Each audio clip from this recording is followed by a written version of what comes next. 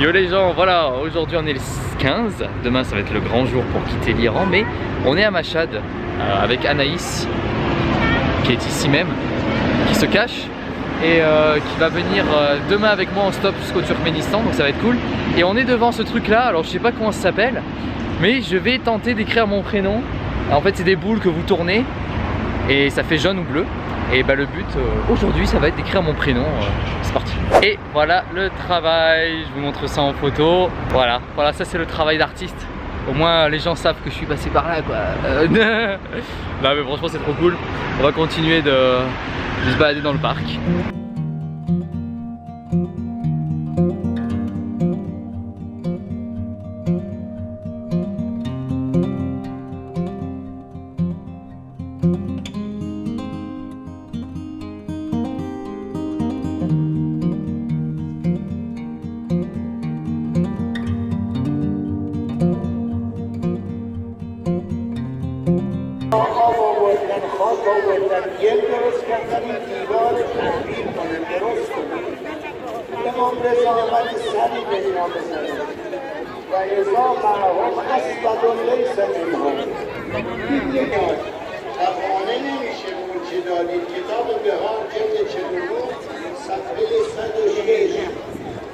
Alors voilà, donc on se retrouve le dernier jour, enfin l'avant-dernier jour en Iran. Je suis toujours à Mashhad et là je suis actuellement dans le mausolée de Reza. C'est le plus grand mausolée pour les chiites au monde et il est ici en Iran parce que l'Iran c'est un pays composé en majorité de chiites, de musulmans chiites. C'est impressionnant, c'est immense. Alors j'ai oublié ma caméra donc c'est pour ça que je filme avec mon téléphone, mais c'est incroyable. Regardez le nombre de fidèles qui sont là. En revanche, je suis pas... Bon, j'étais avec ma pote Anaïs, qui va d'ailleurs me rejoindre demain pour l'autostop. Et vous savez pourquoi elle a été refusée pour rentrer? Bon, c'est un peu triste. Moi, je trouve ça triste. Je donne mon avis, je suis désolé. Parce qu'elle n'avait pas de chaussettes. Voilà, elle était en tongs et il faut mettre des chaussettes pour rentrer parce que si tu es une femme, si tu es un homme, il n'y a pas de souci. Hein. Tu peux te trimballer en sandales, sans chaussettes, il n'y a pas de souci. Mais si tu es une femme, tu dois porter le hijab, le voile et en plus être couvert de la tête aux pieds, quoi. Donc voilà, du coup, je le fais sans elle, malheureusement. Elle a été refoulée à l'entrée. Voilà, un petit peu déçu pour ça. Mais en tout cas, c'est hyper impressionnant et c'est vachement plus grand que ce que j'avais vu à Qom ou à Shiraz.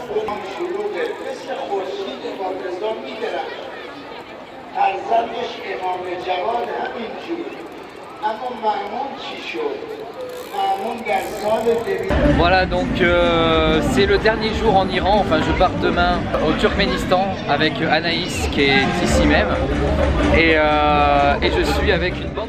Voilà donc je profite de mes derniers instants en Iran avec les amis d'Amir Hossein car demain je pars en direction d'Ashgabat avec Anaïs. En tout cas je serai resté un mois en Iran. L'Iran m'aura complètement marqué et changé en tout cas sur les idées reçues qu'on a sur ce pays. C'est un pays extrêmement ouvert, extrêmement hospitalier. Je regrette énormément qu'il y ait ces tensions entre les différents pays et qu'il y ait toutes ces sanctions économiques parce que le peuple iranien est vraiment un peuple formidable. Merci beaucoup pour l'hébergement, for the host. Thank you very much, Amir Hossein. Et puis nous on y va, on va jusqu'à Ashgabat aujourd'hui avec Anaïs. C'est parti. Yeah, we see you. Yeah, no problem. Thank you. Donc c'est parti pour le stop jusqu'à Ashgabat. Il y a une ville avant qui s'appelle Gulshan. On est à 1h30 de cette ville. En fait c'est une ville qui est proche de la frontière. Et ensuite on a une route à prendre jusqu'à la frontière. Et après de la frontière à Ashgabat c'est vraiment à côté. Le truc c'est que vous allez voir il y a pas mal de soucis. Le Turkménistan c'est pas l'Iran, c'est encore plus bloqué. Donc voilà du coup c'est parti pour faire de l'autostop.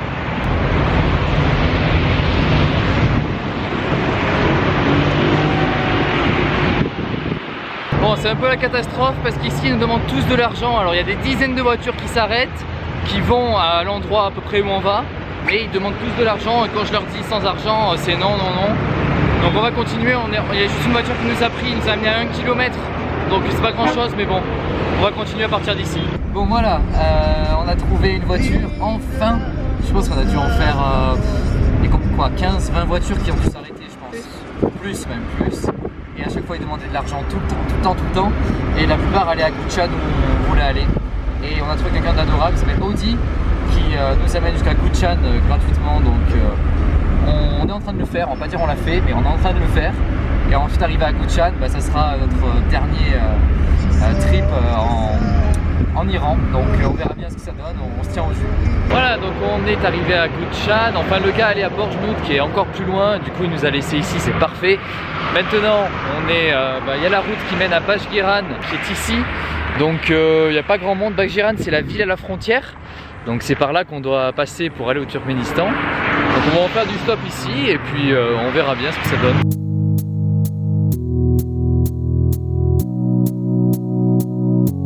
Allez, notre voiture, on va voir ce que ça donne. Ouais. Salam. Salam. Bajgiran miri. Turkmenistan. You? Ah. Yeah. Agar mumkine majani. Ok. Merci. Je crois, je sais pas. On va voir.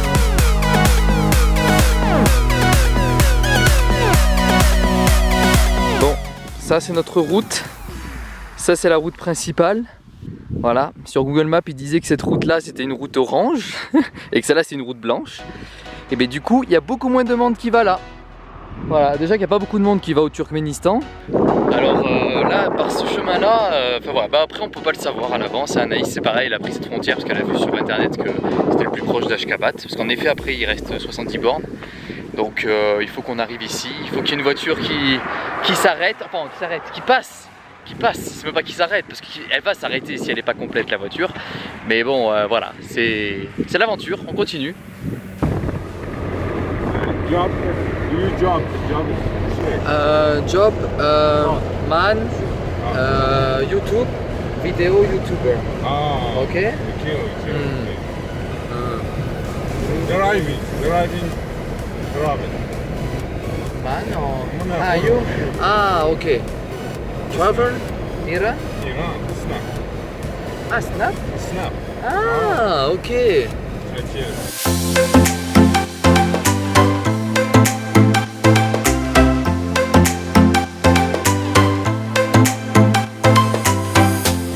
C'est bien tourné quand même. Je laisse ça moins.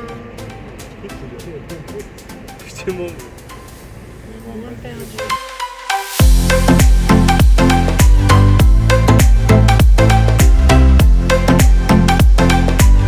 Voilà les gens, on arrive à la frontière de Bajgiran.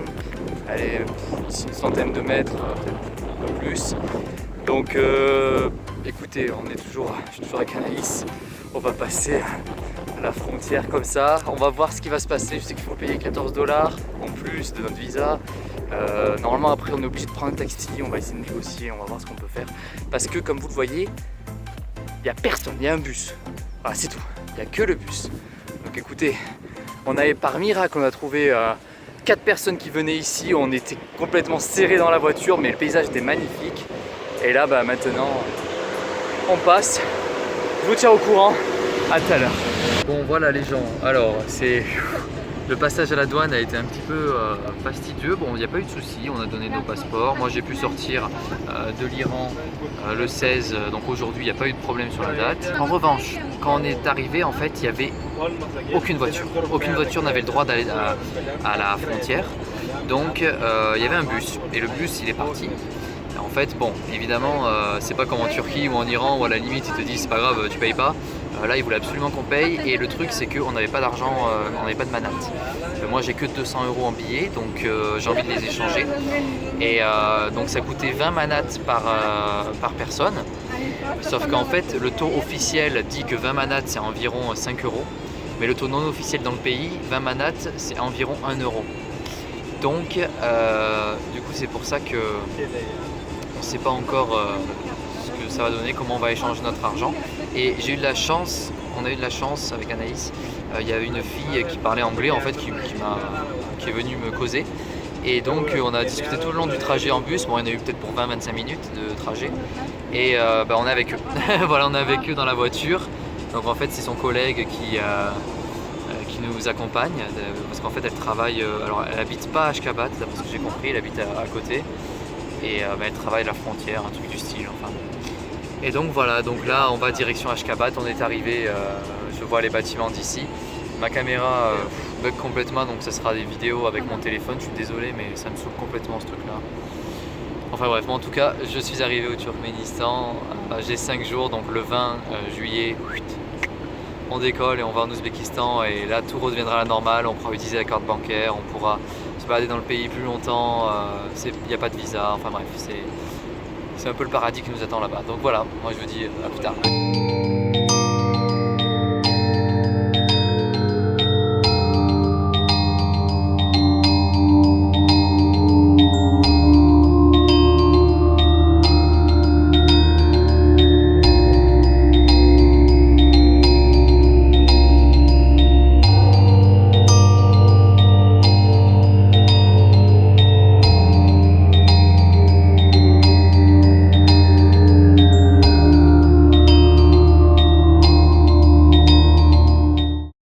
Bon alors, on est devant un hôtel. Alors je vous explique, la fille et son collègue qui nous ont amenés ici.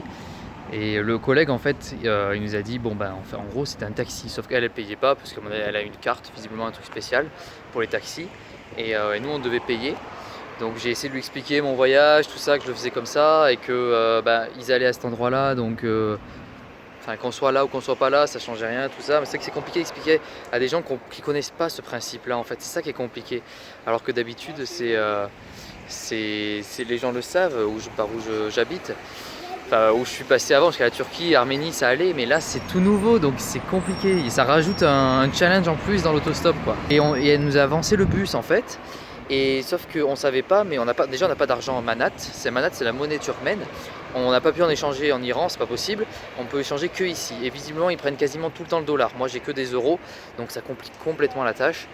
Et en gros, le taux, c'est un petit peu comme en Iran, où en Iran, c'était genre 1 euro officiellement 47 000, mais dans le pays, 147 000. Et ici, c'est pareil. Officiellement, c'est 1 euro égale 3,80 €, mais officieusement, c'est 1 euro égale 18 manat. Donc il y a quand même une grosse différence entre 3 et 18. Vous imaginez la différence? C'est 6 fois plus. Enfin, nous, c'est 6 fois moins cher en fait. Du coup, en fait, le gars est resté là, la fille aussi.